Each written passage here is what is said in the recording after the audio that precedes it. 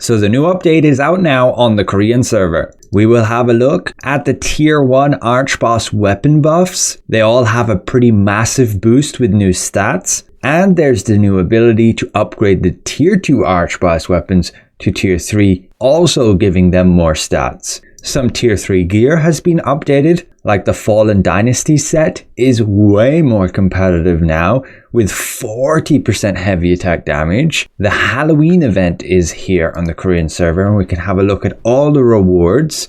I want to make quick confirmation on crafting Unlockstones, and we can confirm all of the weapon skill balancing, having a look at those buffs and nerfs, and are they as we expected, or were there some mistranslations? Ultimately, I'll give my opinions on how badly I believe Orb and Crossbow is nerfed. So let's begin with the Archboss weapon update. So I'll go through each of the weapons one by one. We'll start with the Greatsword. We can first see that there will be the ability to upgrade your giant Cordy Greatsword. It will have to be at max level and you'll need 90 of these new scorching giant tree branches. So it'll be just like we had upgrading the Tevent ones where you need the Ashen Fragments. You can open the map, we can view the timetable, and in daily we can see there's the new Ascended Archbosses. Ascended Delaznoa, dropping those new scorched frost blooms, and similarly Ascended Giant Cordy, dropping those scorched giant tree branches. So what happens when you go ahead and upgrade? So this is level 12, and now on tier 3 you gain 200 collision chance. You also get a bit of a boost from 346 to 359 max damage.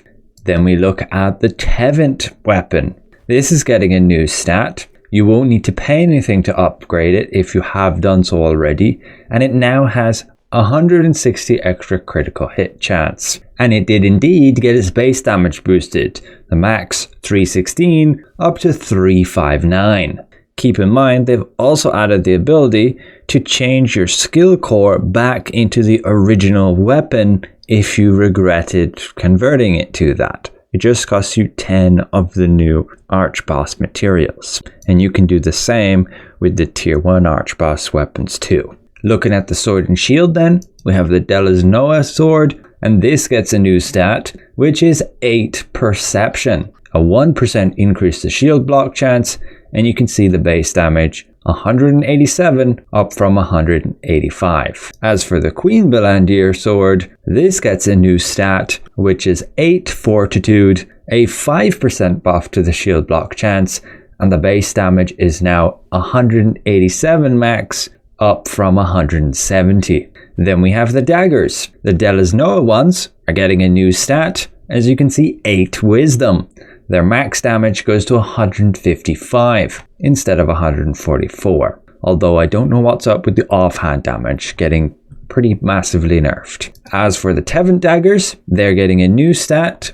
As you can see 8 perception. The max damage is now 194 up from 168. But then we go to Crossbow. The giant Cordy one getting a new stat, which is 8 strength. And the max damage goes to 176, up from 164. Again, don't know what's up with the offhand damage, that's actually getting kind of nerfed here. Then the Queen Belandir crossbow, which I personally have, that's getting a new stat, which will be 8 perception. Its max damage also goes to 178 versus 153, and the offhand damage 177. So they seem to be, normalizing offhand damage, but ultimately that's a pretty big boost in terms of 8 more attribute points and more average base damage. Then we look at the Longbow. So the Delaznoa bow here gets a new stat, which is 8 wisdom. The max damage going to 343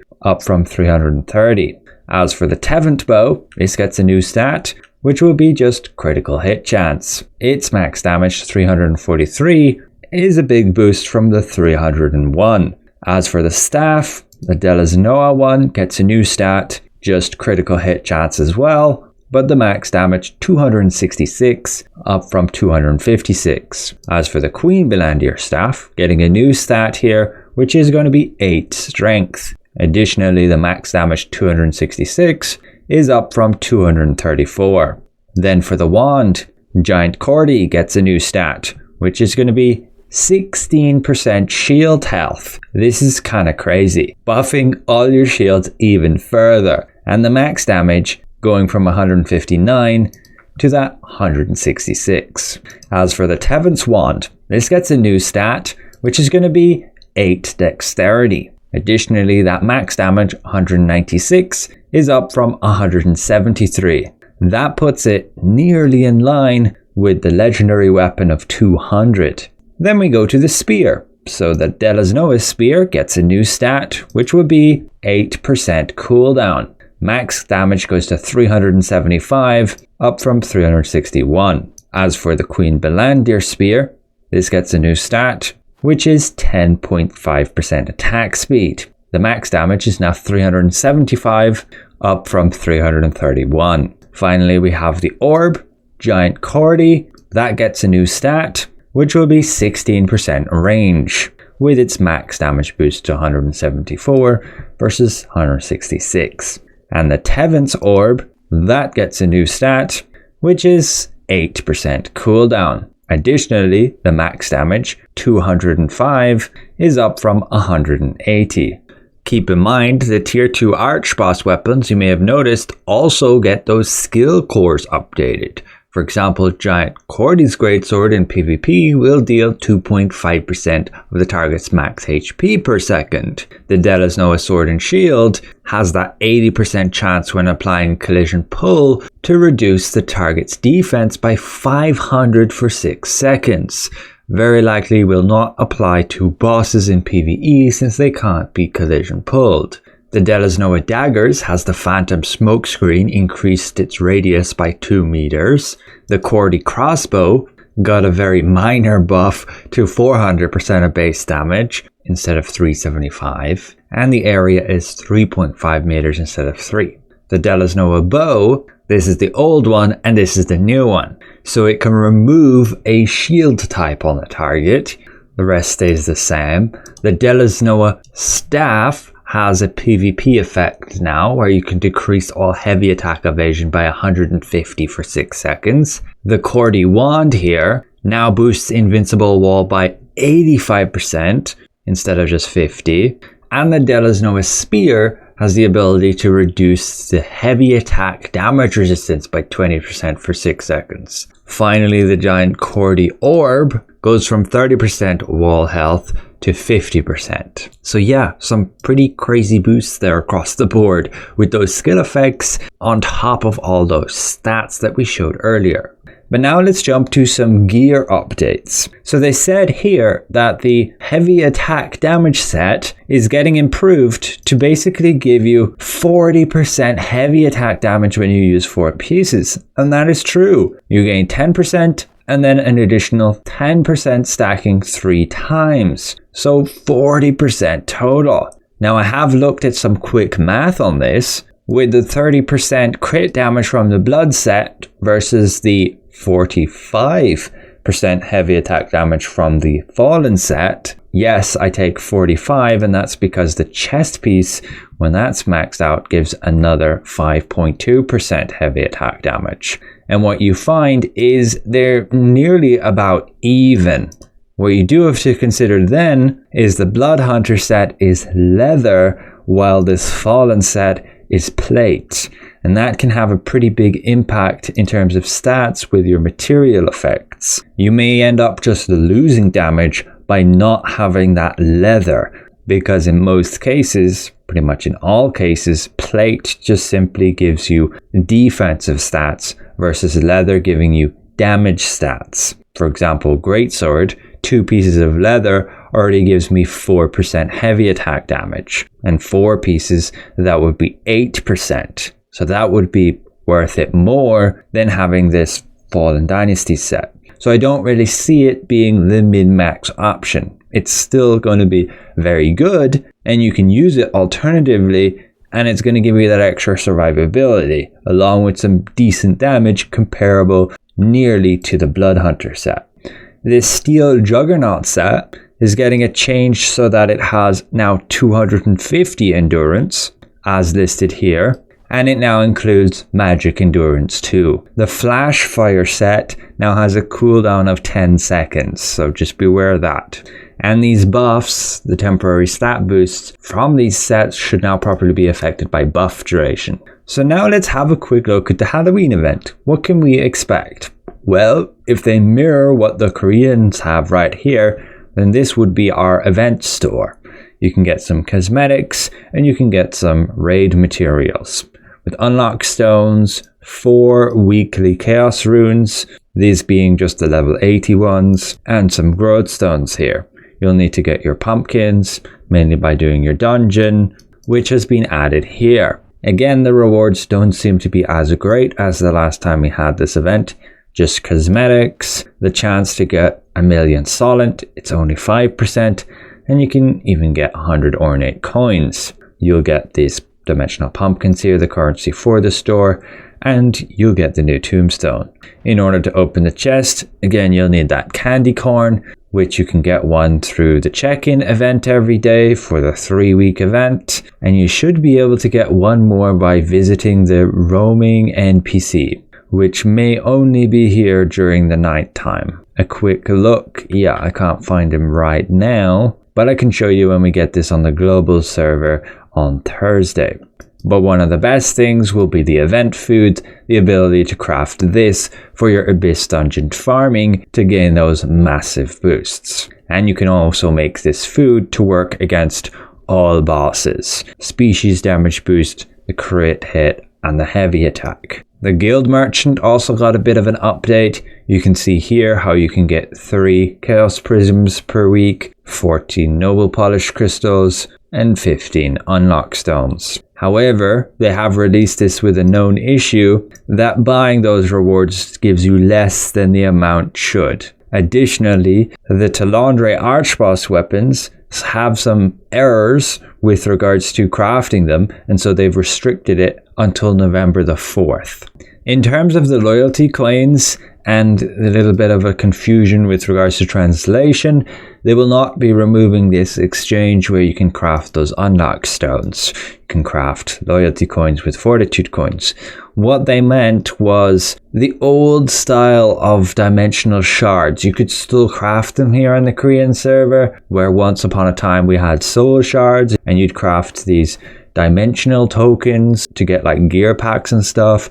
They still had that here, and so this part of the patch notes where that says it here means they've gone and removed those two. Nothing's changed with regards to crafting Unlockstones. So now let's go and confirm all those weapon balance changes. So for sword and shield, counter barrier and this specialization only costs 5, and now it reduces bonus damage by 5 for 6 seconds, stacking 20 times. This makes it more of a counter to crossbow and bow who stack bonus damage. As for the Greatsword, Raging Frenzy indeed gives you that skill damage boost when you apply shock to the target for 3 seconds. And Death Blow with this specialization will now reduce the remaining cooldown of Guillotine Blade by 50% each time you cast this. That's a pretty big PvE buff, as this is one of your main damage abilities, and you'll now be able to cast it quite a lot more often as long as you combo your skills properly. This now has 140% monster damage, and so does this. As for Dagger, Inject Venom now has 100% damage against monsters, Brutal Scission with 50% damage against monsters, and Thunderclad Bombings also 50%. Your Vampiric Strike now deals an additional hit of 320% base damage when targeting somebody with shields, and Frenzied Sword Dance has a 50% damage boost against monsters. Looking at the spear then, the Vicious Fury now has 60% damage against monsters, along with Brutal Fury, and Cyclonic Fury having 100% damage against monsters. Now as for Crossbow, you can see with Nimble Leap and the Immune specialization now has a cooldown of 3 seconds. And Weak Point Shot now has the specialization with extra damage against shields of 500%. Then for Longbow, your decisive sniping and your bombardment now have that 110% damage against monsters. Brutal arrow now will have that 40% damage against oppressed targets. Your steady aim now gives you a maximum of 20% critical damage for 4 seconds after applying oppressed to your target. So you'll want to optimize your rotation and those binds to try and maintain that crit damage boost. But then the orb and the nerfs. So Stellar Dash got a 15% nerf to its base damage, and then the orb effect got about a 30% nerf. Void Stash got that actual monster damage boost to 60%. Supernova now just reduces movement speed to 80% rather than putting it to 0. This orb weapon mastery only increases it to 9, and this damage boost is now only 25 instead of 35. Additionally, Seer at max is now 20% instead of 26%. So if we look at all those nerfs combined and look at a combo of Crossbow and Orb, Crucifix, you will probably find over a 30% nerf to its damage.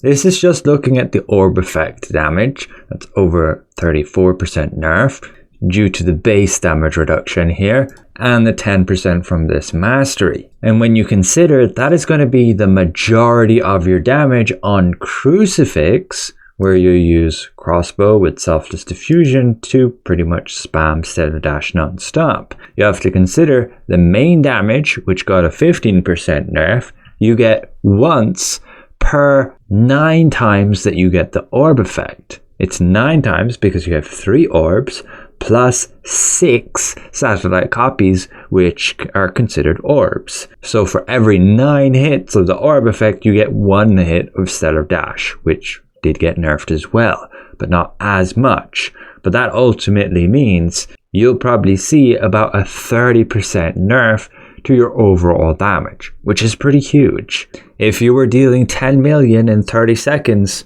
you'll now only deal 7 million in 30 seconds, meaning it would take you like 42 seconds to deal 10 million instead of 30, or like 21 seconds for 5 million, which is much more in line with my Fury. However, keep in mind, curses, as far as I'm aware, are still going to be bugged in field bosses, so they will deal a quarter of their normal damage instead of just half like everybody else, and so you deal next to no damage against these ascended bosses, and so Fury and even Invocator is always going to be missing damage, and Fury in particular just being not really viable in those boss fights. Hopefully the devs can address that at some point, but as it stands, I don't think Crucifix is going to end up being completely unusable. It's still going to remain as one of the top damage dealing weapon combos, especially on field bosses because curses are broken. But be aware of Greatsword combined with probably Dagger getting some pretty massive boosts here with all of their PvE damage. So overall, hope this helps. Another massive thank you to all my channel members for your extra support. Thank you for watching, and we'll see you guys around.